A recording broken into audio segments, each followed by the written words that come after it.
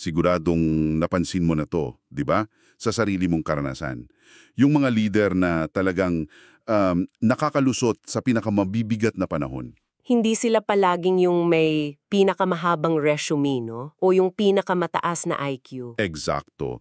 Sila yung parang may extra gear. Yung nananatiling kalmado sa gitna ng kaguluhan, yung nakakapagdesisyon ng malinaw habang yung iba parang paralisado na sa takot. Oo. At gita tayo papasok sa mga materyales na binigay mo. Kasi ang sentral na ideya na laging lumalabas ay ito. Yung resilience? Oo, yung katatagan o resilience, hindi lang to tungkol sa katapangan o technical skills. Nakasandal pala to sa isang bagay na madalas nating iniisip na soft skill lang. Emotional intelligence. EQ. Yan, kaya ang mission natin ngayon ay himayin ng husto kung ano ba kalagang EQ, bakit ito marahil ang pinaka-critical na kakayahan para sa mga leader ngayon, at ito ang pinaka-importante, paano mo ito aktibong mapapaunlad?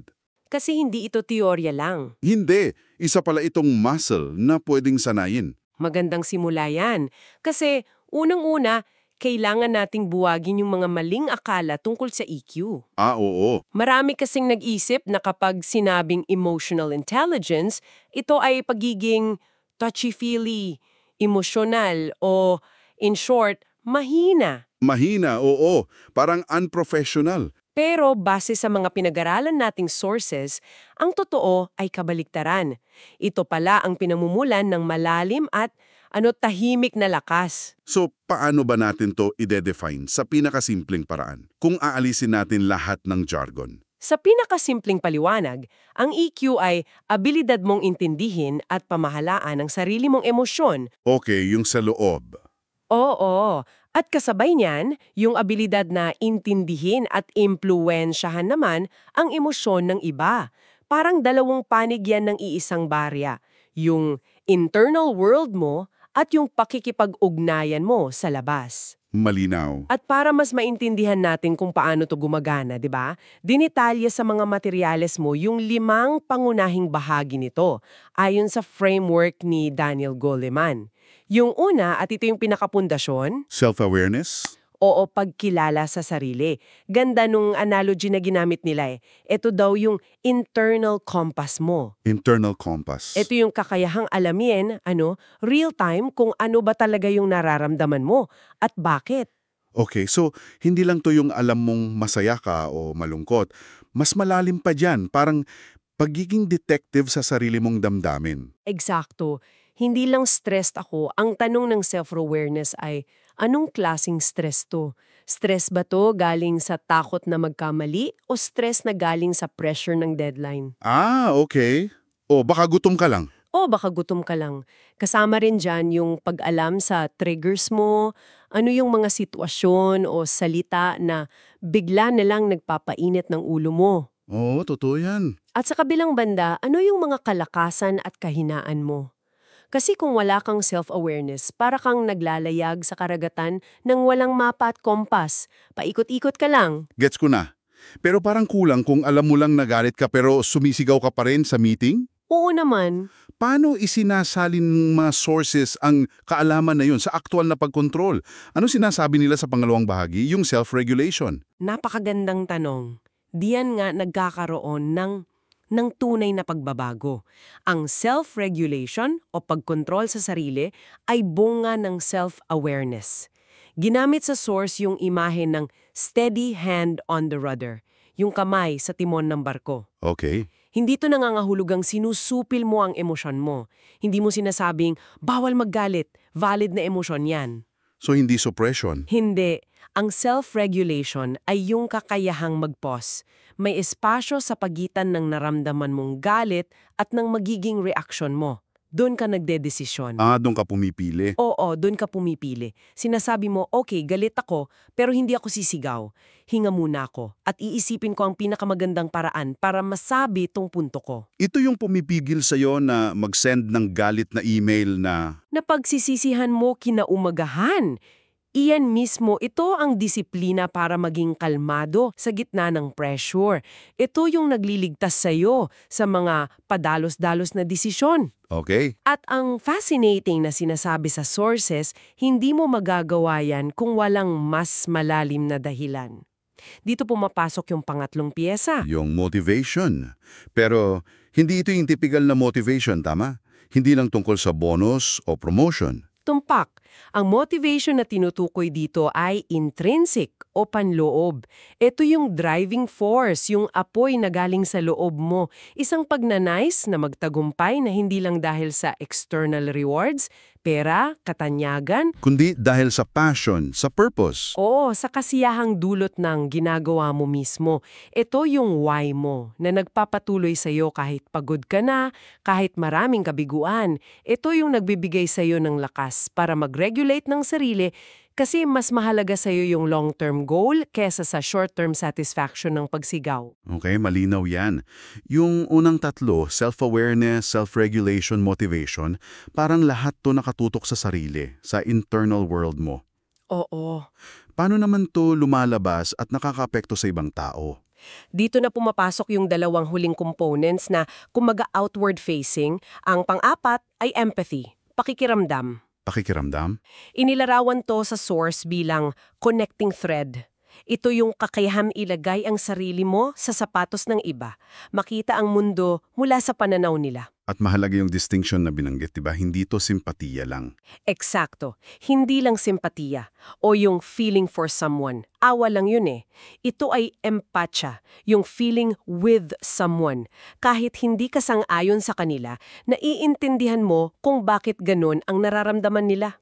Ito siguro yung pinakamahirap gawin, lalo na kapag may conflict. Sobra.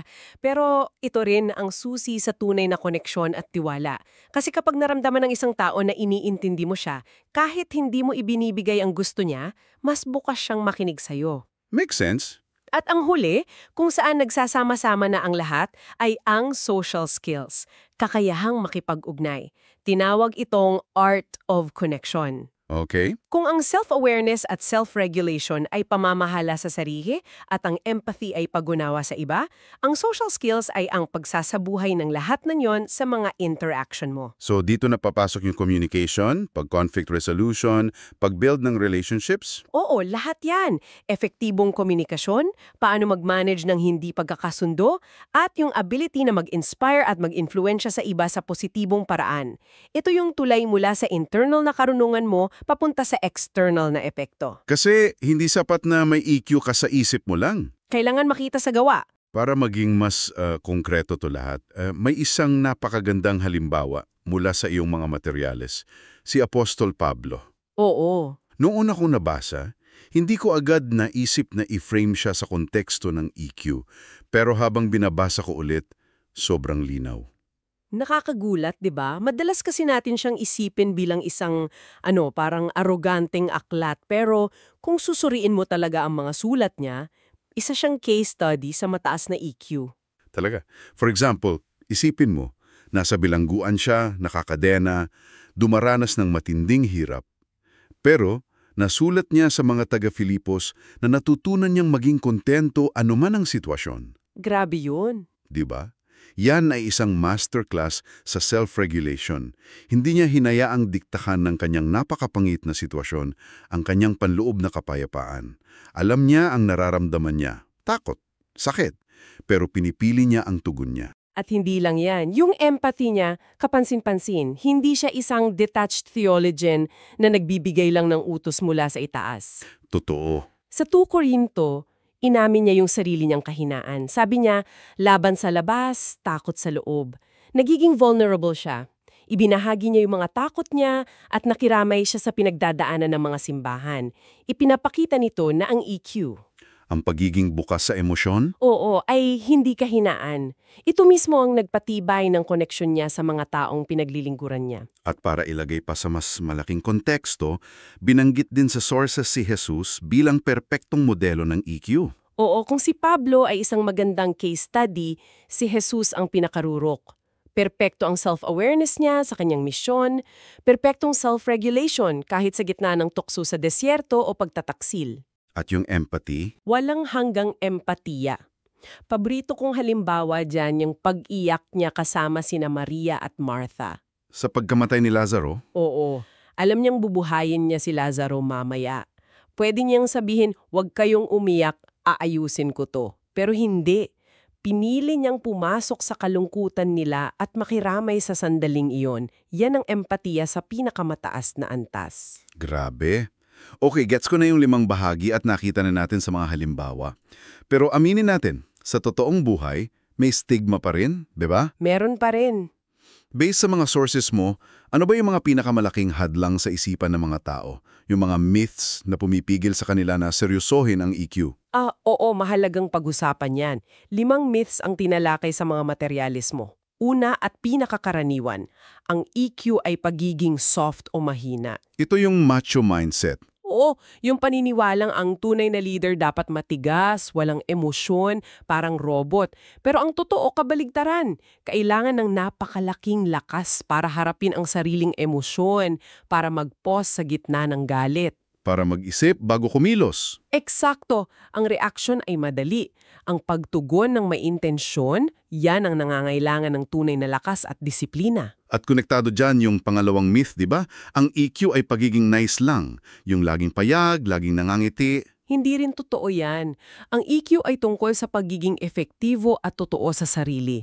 Minsan, ang pinaka-empathetic na bagay na magagawa mo ay magbigay ng tapat at mahirap na feedback sa isang miyembro ng team mo para tulungan siyang umunlad. O gumawa ng isang desisyon na hindi popular. Oo, isang desisyon na hindi magugustuhan ng lahat pero alam mo, tama para sa organisasyon.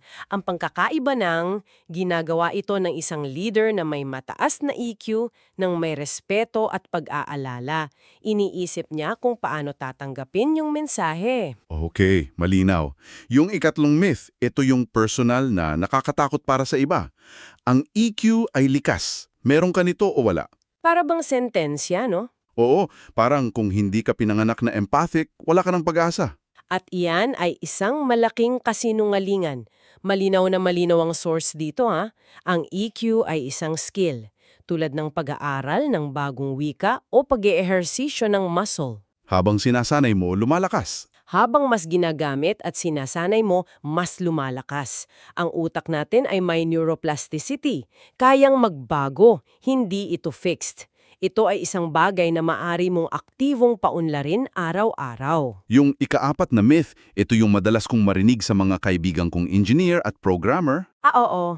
Basta gumagana yung code ko o tama yung calculations ko, okay na. Hindi mahalaga yan. Yung EQ sa technical na trabaho. Isang malaking pagkakamali yan. Ang realidad ay halos lahat ng proyekto, gaano man ka-technical, ay kailangan ng mga taong nagtutulungan. True.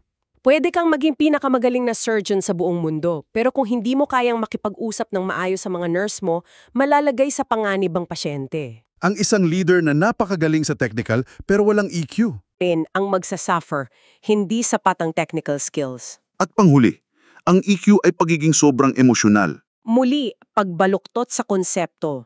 Ang EQ ay hindi tungkol sa pagiging alipin ng emosyon, kundi sa pamamahala nito. Mastery, hindi chaos. Tama. Ito'y pagkakaroon ng karunungan na malaman kung kailan, paano at kaninong ipapahayag ang nararamdaman mo sa isang paraan na constructive, hindi destructive. Okay, so nabuwag na natin ang mga maling akala. Ngayon, pag-usapan natin kung saan ito pinakakailangan. Malinaw sa sources na ito ay sa oras ng krisis at sa pag-iwas sa burnout. Talagang-talaga, sa panahon ng krisis, ang EQ ang nagiging lifeline mo at ng team mo. Isipin mo, kapag ang lahat ay nagpapanik, ang isang kalmadong leader ay parang anchor. Nagiging stabilizing force. Oo, ang kanilang self-regulation ay nakakahawa ng kapayapaan at pumipigil sa mga padalos-dalos na desisyon. Ang kanilang empatiya ang nagpapanatili sa pagkakaisa ng team kasi nararamdaman ng bawat isa na iniintindi sila at hindi sila nag-iisa. So, imbes na magturuan, nagtutulungan. Eksakto. At kung ang krisis ay external, ang burnout naman ay inilarawan sa source bilang isang internal crisis. Ah, okay. At dito, ang EQ ang nagsisilbing iyong personal na firewall. Isa-isahin natin kung paano. Sige, paano nagagamit halimbawa ang self-awareness para maiwasan ang burnout? Ang self-awareness mo ang iyong early warning system. Bago pa man sumabog ang makina, may mga ilaw ng kumukurap sa dashboard, di ba? Oo, Ito yung nagsasabi sa'yo, oy, napapansin ko na iritable na ako sa maliliit na bagay, o ilang gabi na akong hindi makatulog ng maayos. Dahil napapansin mo ang mga senyales, makakagawa ka ng aksyon bago pa mahuli ang lahat.